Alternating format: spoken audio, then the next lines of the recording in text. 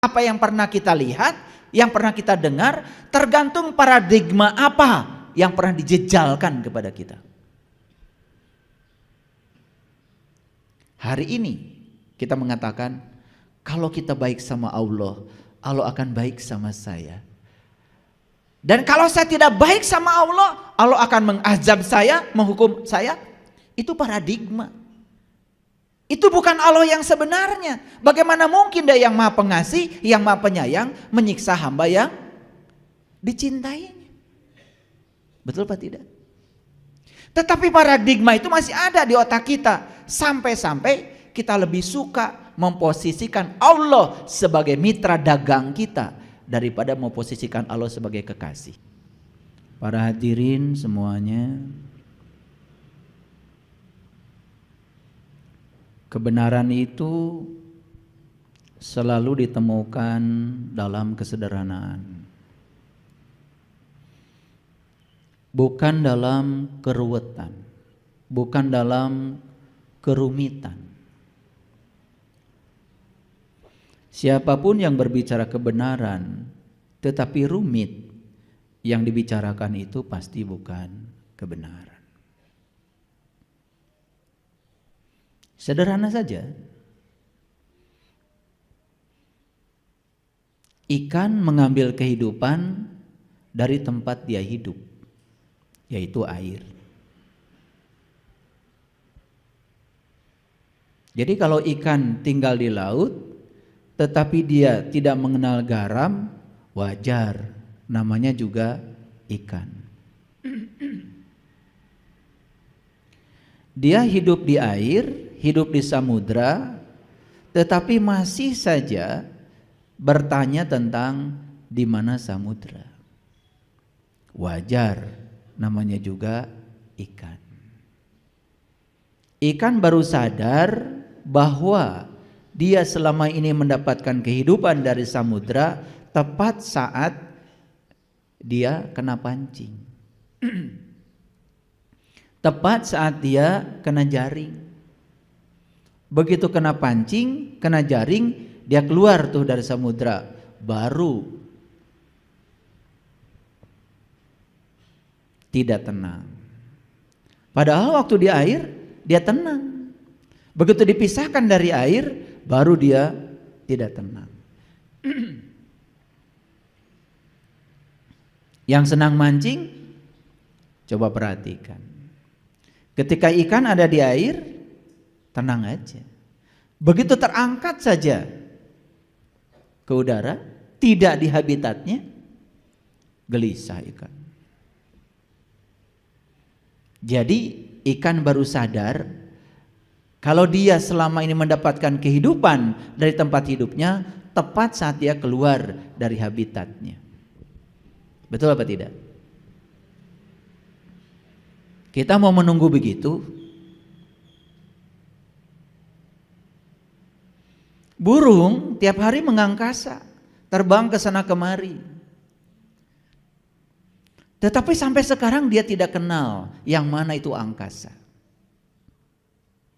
Wajar, namanya juga burung. Tetapi baik ikan maupun burung yang luar biasa adalah ikan itu bahagia dia jadi ikan. Dan burung juga bahagia jadi burung. Coba, burung itu bangun tidur tuh nyanyi. Yang lucu adalah manusia yang menyangka dirinya paling mulia, katanya pengendali semesta ini, tetapi banyak manusia yang tidak bahagia menjadi manusia. Lucu kan manusia? Hanya manusia di semesta ini yang suka mereka-reka tempat istimewa setelah kematian, walaupun dia tidak berbuat kebaikan apapun.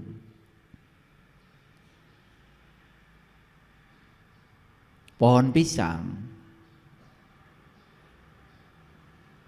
dari kecil tumbuh terus, setelah besar kemudian keluar tuh nongol jantung pisang. Setelah nongol jantung pisang keluar tuh ya pisangnya panjang ya. sikatannya, turuyannya kata orang Sunda. Sampai ngagapui ya ke handap. Akhirnya sama petani ditunjal tuh pakai bambu. Setelah menyumbangkan satu ruita pisang untuk manusia, pohon pisang itu mati. Dan pohon pisang hanya sekali saja menyumbangkan buah pisangnya, tidak diulang. Dan setelah dia menyumbangkan buah pisangnya, dia mati. Coba tanya pohon pisang.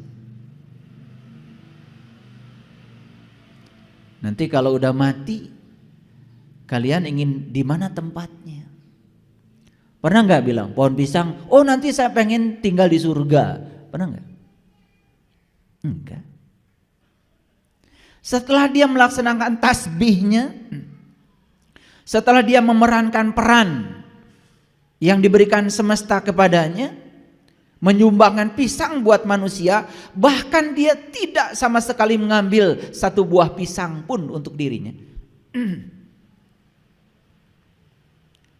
Sampai rela mati setelah dia menyumbangkan seluruh buah pisangnya buat manusia. Sama sekali dia tidak memikirkan tempat istimewa setelah kematian. Manusia yang seluruh penghasilannya buat dirinya, buat keluarganya, buat kelompoknya, tidak ada buat yang lain. Pelitnya auzubillah, orang lain susah pun dia pura-pura tidak tahu. Masih saja memikirkan tempat istimewa setelah kematian. Hanya manusia yang punya sifat seperti itu. Yang lain tidak. Bumi kita ini tidak pernah ingin menjadi matahari. Matahari juga tidak pernah ingin menjadi bumi. Bumi dengan matahari tidak pernah bersaing. Tidak pernah berduel. Berduet saja. Kata bumi, ayo, aku bagian menumbuhkan tanaman. Tolong dong sinari oleh kamu, kata bumi. Terus bumi mengajak, udara, air, yuk bantu saya, bantu saya. Kita bikin kebaikan sebanyak-banyaknya buat makhluk yang bernama manusia. Ditumbuhkanlah beras, ditumbuhkan jagung, tumbuhkan singkong, ditumbuhkan berbagai macam tanaman. Semua disumbangkan buat manusia. Bahkan bumi pun tidak pernah merasa berjasa setelah menyumbangkan semuanya. Luar biasa ya. Sadar enggak? Selama ini kita hidup dalam keadaan tidak sadar. Kita menjadikan setiap orang lain sebagai kompetitor, sebagai orang yang berbahaya, sehingga dianggap setiap orang itu sebagai pesaing buat kita sendiri. Kita tidak belajar dari mereka. Mereka tuh berkomunikasi, berkolaborasi, membangun sesuatu yang positif untuk kemaslahatan makhluk yang ada di sekitarnya. Manusia menebar gosip, hoax, kebencian. Begitu orang lain berbeda sedikit dengan keyakinannya, dianggap salah, dianggap sesat. Sampai hari ini saya tidak menemukan satu ayat pun yang mengizinkan manusia boleh menyesatkan manusia lain. Saya tidak menemukan ayatnya di Quran. Yang ada di Quran, inna rabbaka huwa a'lamu biman dhalla an sabilihi wa huwa a'lamu bil muhtadin. Hanya Tuhanmu yang berhak untuk mengatakan siapa yang dapat petunjuk dan siapa yang tersesat di jalannya. Hanya Tuhan. Itu Quran loh. Kita cuman berkoar-koar aja. Pedoman hidupnya Quran, pedoman hidupnya Quran. Betul? Karena Anda rajin membacanya sampai Anda tidak mengerti isinya. Dan begitu disampaikan isi seperti itu, Anda juga menolaknya. Saya tidak mengerti pedoman hidup Anda itu apa. Sedangkan Quran menekankan inna rabbaka huwa a'lamu biman dhalla an sabilihi wa huwa a'lamu bil muhtadin. Hanya Tuhanmu yang berhak untuk menilai siapa yang tersesat di jalannya, dan siapa yang mendapatkan petunjuk. Tidak ada manusia apapun, siapapun yang berkuasa untuk menilai siapapun. Bahkan kita diajarkan setiap sholat mengatakan Maliki Yaumiddin. Hanya Engkau pemilik hari pembalasan. Hanya Engkau yang berhak menghukum. Hanya Engkau yang berhak menghakimi. Bukankah itu yang kita ucapkan setiap sholat? Dan kita tidak pernah memahami makna balik yang tersembunyi di balik itu. Kita hanya menjalankan sholat, membaca kalimat itu seperti robot. Dan berulang-ulang kita membaca kalimat itu. Bahkan kita membaca Ihdinas syiratal mustaqim, ihdinas syiratal mustaqim, tunjuki aku ya Allah ke jalanmu yang lurus. Itu kan sebuah permintaan. Ketika kita minta ditunjukkan ke jalan yang lurus, berarti kita sadar bahwa kita sedang berada di jalan yang tidak lurus. Sadar enggak? Kalau kita jalan-jalan cari alamat, kan kita minta ditunjukkan sama orang alamat Bapak ini di mana, tepat saat kita sedang berada di posisi yang tidak menemukan alamat. Betul enggak? Sebut saja kita sedang tersesat. Karena kita sadar sedang tersesat, minta ditunjukkan, tolong dong alamat Bapak ini di mana, RT berapa, RW berapa, kan begitu. Dan kalau kita tidak jalan-jalan, tidak pergi kemana-mana, kan tidak mungkin kita minta ditunjukkan rumah siapa di mana. Betul apa tidak?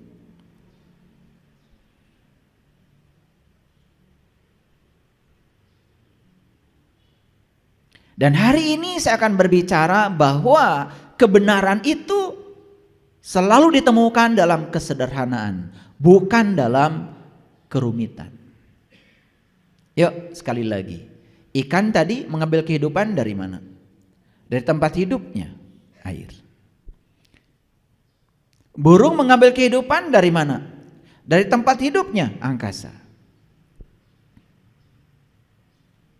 Jawab dengan jujur. Manusia hidup di sini bukan?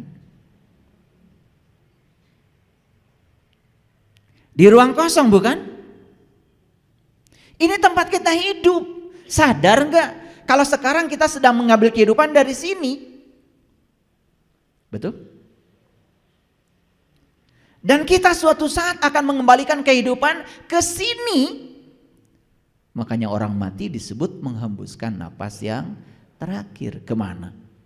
Ke sini. Kita masih mencari tempat abadi, katanya nanti, ya Allah. Bukankah ini adalah keabadian? Manusia datang dan pergi, tapi ini ada terus dari dulu. Bumi suatu saat juga akan hilang. Oh, bumi juga pendatang baru. Dan menurut para ilmuwan, umur bumi itu sekarang sudah 13,6 miliar tahun. Dan sudah banyak orang yang hidup di sini. Sudah banyak. 13,6 miliar tahun umur bumi, sudah berapa generasi orang yang hidup di sini. Sedangkan umur agama paling tua juga 3.000 tahun. Agama yang kita anut kan baru diperingati kemarin 1444 tahun.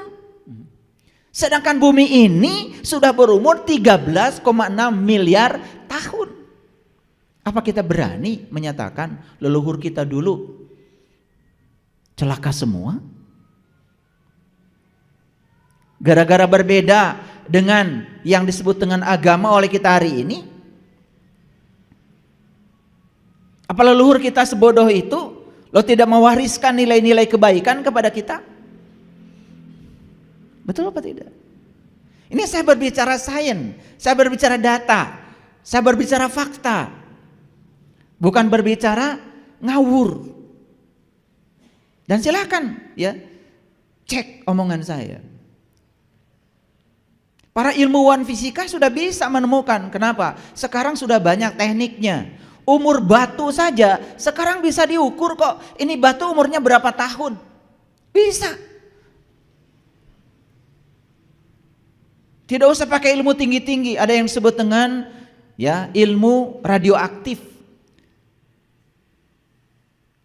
Kalau kuliah fisika inti kita akan belajar yang disebut dengan peluruhan radioaktif. Kita bisa mengukur umur batu berapa tahun. Coba. Ulangi lagi. Jadi kita hidup di mana? Di sini.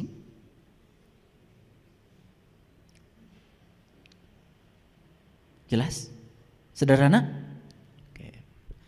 Sekarang kita sadari, kita mengambil kehidupan dari mana? Dari sini. Dan kita akan mengembalikan pinjaman kehidupan kemana? Ke sini. Jadi apa sebetulnya ini?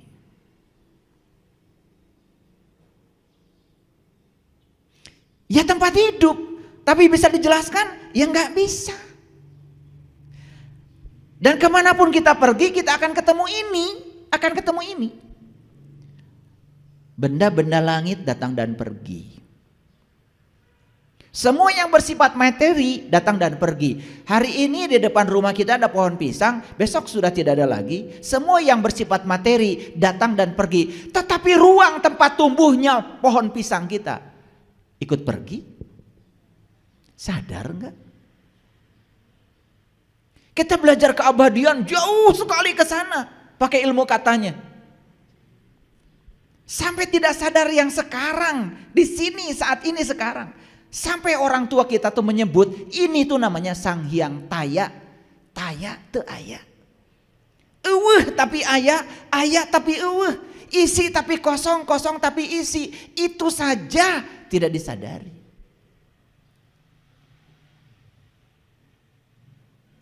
Sederhana enggak? Sederhana? Yuk. Allah mengatakan di Quran, aku meliputi semua manusia. Aku meliputi seluruh makhluk hidup. Cukup informatif kalimat itu bagi kita? Apa maknanya? Coba. Samudra meliputi ikan-ikan yang di samudra. Berarti ikan ini diliputi oleh siapa? Yang meliputi. Nah yang diliputi itu pasti sosok. Ikan itu ada sosoknya. Tapi yang meliputi kan gak ada sosoknya. Karena kalau dia sosok tidak mungkin bisa meliputi. Makanya air ngikuti saja bentuk tempat di mana dia tinggal. Betul?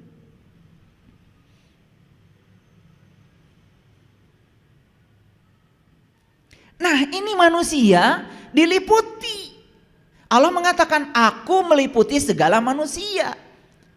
Ayo sederhanakan. Jangan pusing-pusing. Kita diliputi apa sekarang? Diliputi apa? Kan diliputi ini. Terlalu mewah gitu penjelasan saya. Karena kita berpikir ruwet terus dari dulu. Lalu memposisikan Tuhan sebagai sosok yang tinggal di jauh di sana-sana. Pakai baju itu, pakai baju ini kayak raja gitu. Lalu disuruh-suruh oleh kita supaya ngikutin keinginan kita. Ada yang harus diperbaiki di otak kita. Makanya orang-orang bijak mengatakan pikiran itu bukan ciptaan Allah. Yang ciptaan Allah itu otaknya. Tapi kalau pikiran, ciptaan lingkungan, ciptaan masyarakat. Kita berpikir hari ini tergantung apa yang pernah kita lihat, yang pernah kita dengar, tergantung paradigma apa yang pernah dijejalkan kepada kita. Hari ini kita mengatakan, kalau kita baik sama Allah, Allah akan baik sama saya. Dan kalau saya tidak baik sama Allah, Allah akan mengazab saya, menghukum saya. Itu paradigma. Itu bukan Allah yang sebenarnya. Bagaimana mungkin Dia yang Maha Pengasih, yang Maha Penyayang menyiksa hamba yang dicintainya? Betul apa tidak? Tetapi paradigma itu masih ada di otak kita. Sampai-sampai kita lebih suka memposisikan Allah sebagai mitra dagang kita daripada memposisikan Allah sebagai kekasih.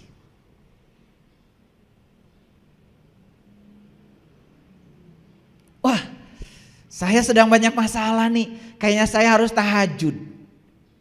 Sudah, malam-malam bangun.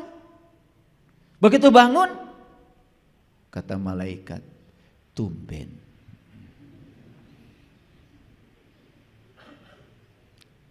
Lah biasanya juga nggak bangun, tiba-tiba bangun. Kan malaikat bilang tumben.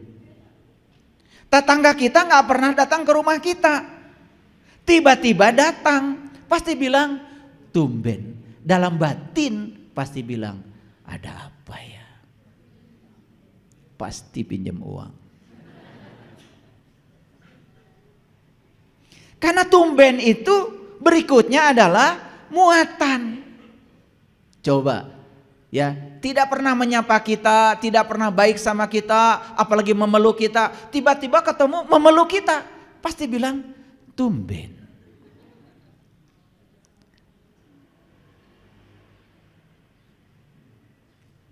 Kata malaikat, pasti tahajudnya 2 rakaat saja, mintanya suabrek.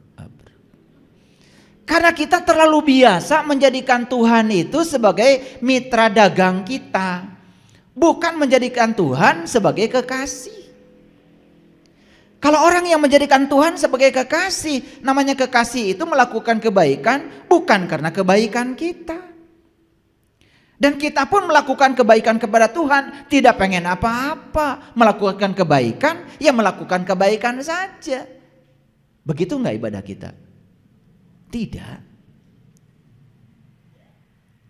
Karena kita lebih suka memposisikan Tuhan sebagai mitra dagang kita daripada memposisikan Tuhan sebagai kekasih.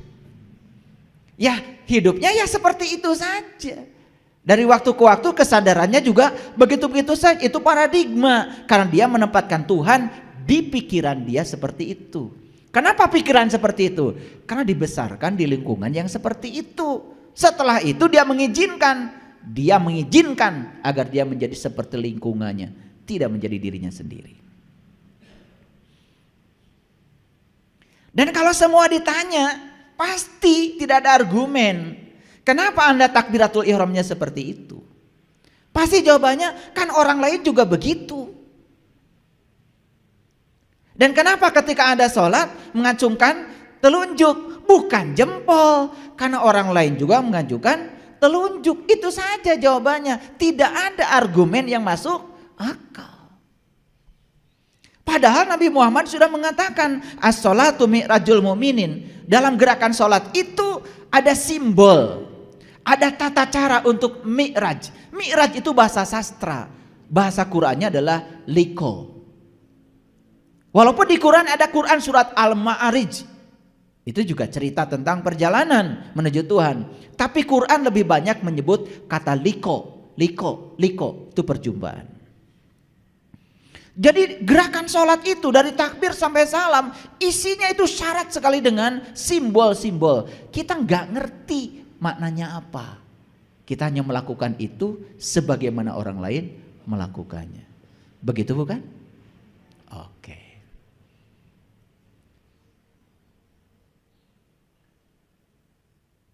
Ketika saya mengajak umat ini berpikir sederhana, malah saya disalahkan. Contoh, Quran bilang mengingat Allah itu persis seperti kamu mengingat bapakmu. Itu kata Quran. Fazkurullah kazikrikum abaakum. Itu ayatnya. Saya bacakan Arabnya, takut kalian gak percaya. Kalau gitu saya bacakan lagi, itu Quran surat Al-Baqarah ayat 200. Nah, takut gak percaya, nanti disangka ngarang saya.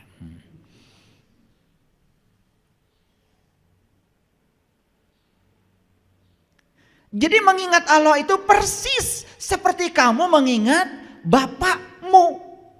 Itu Quran. Bahkan diawali dengan faiza qadaitum manasikakum fazkurullah kazikrikum abaakum au asyadda dzikra. Begitu lengkapnya. Dibacakan lengkapnya, takut nggak percaya.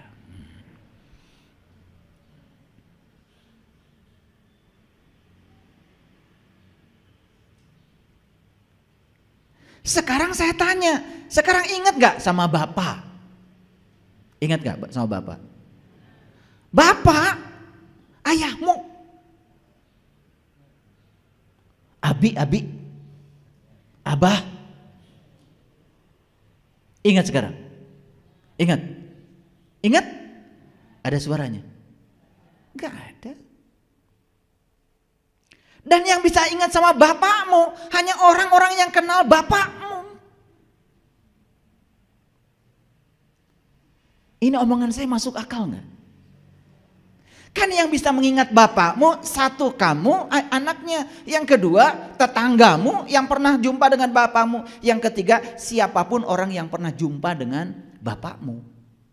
Lah saya belum pernah jumpa sama bapakmu, disuruh mengingat. Walaupun saya tahu namanya, misalnya namanya Amir. Lah kan saya juga tidak bisa mengingat bapakmu walaupun sudah ada namanya. Lu saya ambil tasbih gitu, langsung Amir. Begitu. Saya ingin membawa kalian kepada kesederhanaan kebenaran. Karena kita sudah terlalu ruwet selama ini berpikir. Ulangi lagi. Ingat sama Bapak sekarang? Ingat. Kenapa ingat? Satu, sering jumpa. Dua, kita jadi kenal. Kalau gitu saya tanya lagi, ini kesederhanaan. Jumpa dulu, kenal dulu. Yang benar, jumpa dulu, kenal dulu. Ya jumpa dulu. Kalau sering jumpa, baru kenal. Kenal itu akibat sering jumpa. Bahkan kalau sering jumpanya bukan hanya kenal, cinta. Makanya ya dalilnya orang Jawa Tengah, Jawa Timur, witing tresno jalaran soko kulino. Pada pintar.